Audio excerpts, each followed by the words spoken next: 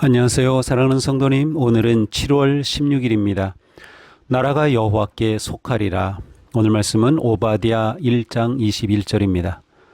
구원자들이 시온산에 올라와서 에서의 산을 심판하리니 나라가 여호와께 속하리라. 아멘.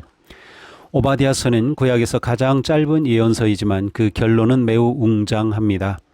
에돔은 높은 바위산에 의지하여 누가 나를 땅에서 끌어내리겠느냐라며 교만했습니다. 그러나 하나님은 인간의 교만한 산을 낮추시고 시온산 위에 구원의 질서를 세우십니다. 오바댜의 마지막 문장은 역사의 결말을 한 문장으로 압축합니다. 나라가 여호와께 속하리라. 세상의 폭력과 교만이 오래가는 것처럼 보여도 마지막 왕권은 언제나 하나님께 있습니다. 본문에서 말씀하는 구원자들은 하나님께서 세우시는 해방의 도구거나 구원받은 자들일 수도 있습니다. 그러나 궁극적으로 모든 구원의 근원은 하나님이십니다. 또한 에서의 산을 심판한다는 것은 다스리고 판결하며 질서를 바로 세운다는 의미입니다. 하나님의 통치가 교만한 산을 낮추고 무너진 백성을 회복하며 왜곡된 역사를 바르게 세우신다는 복음의 선언입니다. 교만의 산은 결국 무너지고 하나님의 산은 남습니다. 에돔은 자기 지형과 군사력과 동맹을 믿었습니다. 그러나 하나님 없이 높아진 자리는 안전한 피난처가 아니라 무너질 자리입니다. 신앙은 내 힘으로 높은 산을 쌓는 것이 아니라 하나님의 산에 서는 것입니다. 하나님은 상처 입은 백성을 회복의 자리로 부르십니다. 시온산은 단순한 지명이 아니라 하나님 임재와 회복의 상징입니다. 무너진 백성은 그곳에서 다시 서게 됩니다. 하나님은 상처를 지우기만 하시는 분이 아니라 그 상처를 은혜의 자리로 바꾸시는 분입니다.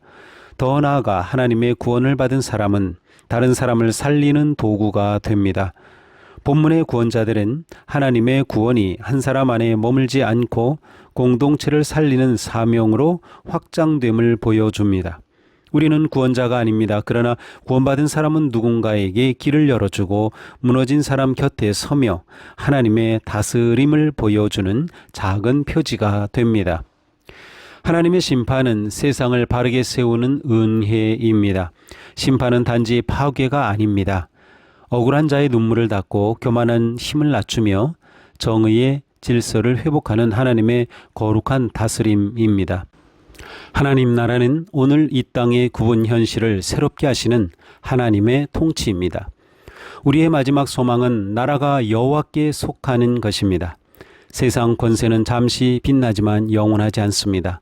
성도는 세상이 흔들릴 때 더 깊이 고백합니다. 내 인생도 교회도 역사도 결국 주님의 것입니다. 제2차 세계대전 당시 독일 고백교회는 나치 권력 앞에서 교회는 국가의 도구가 될 수 없다라고 고백했습니다. 본회포와 동료들은 거대한 제국의 산처럼 보이던 권력 앞에서도 그리스도의 주권을 붙들었습니다. 그들의 길은 쉽지 않았지만 역사는 결국 폭력의 왕국이 아니라 진리의 왕권이 남는다는 사실을 보여주었습니다. 오바댜의 마지막 말씀도 그렇습니다. 에서의 산은 높아 보였지만 영원하지 않았습니다.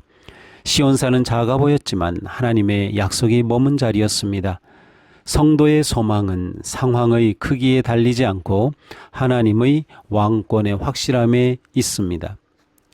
자신이 의지하는 높은 산은 무엇입니까? 약하고 상처 입은 누군가에게 사랑의 따뜻한 말을 건네보십시오. 어려운 일을 만날 때 이 일도 주님의 통치 아래 있습니다 라고 고백하십시오. 기도합시다. 주님, 제 마음속에 교만의 산을 낮추시고 시온의 은혜 위에 서게 하옵소서.